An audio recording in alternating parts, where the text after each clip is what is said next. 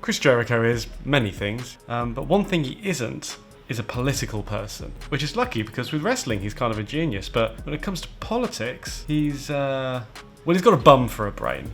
His brain politically is a bum. So these are the kind of tweets that we were seeing quite a lot on the first day of the election, just kind of sowing a bit of discontent, like despots do. Chris Jericho is saying he's not a political person, but wondering why for the first time ever, and again, he's not a political person, so why would he know it was the first time ever?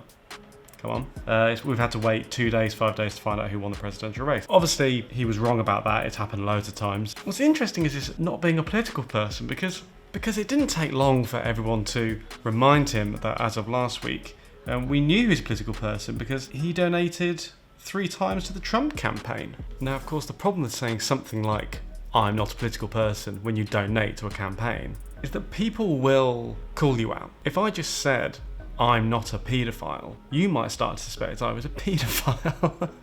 But of course, whilst not being a political person, old Christopher Irvine does remain quite a vain person. There he is, voting. But whilst the man he donated $3,000 to is trying to edit the results of a general election, our old Jericho here, he's been busy doing a bit of editing of his own. But he has remembered to include a little swash of grey, a little bit of salt and pepper. One other interesting footnote about Chris Jericho's not being a political person gimmick, and I think it could be his next gimmick.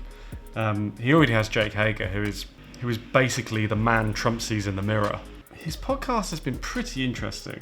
Coronavirus, quarantine or conspiracy. Didn't realise that was the choice. But he's just asking questions. It was a different time. That's always the get out of jail free card for anyone who hasn't really thought things through. Still, with all this doom and gloom, Ringside News tried to bring a little bit of levity to the situation by just asking a simple question. Describe Chris Jericho with one word. America's favourite, 2 word. GOAT. An acronym. Doesn't count. Scrabble rules, everyone knows that. One of the best ever. Okay, 1 word. COVID-19. That's a word and a number. He is great.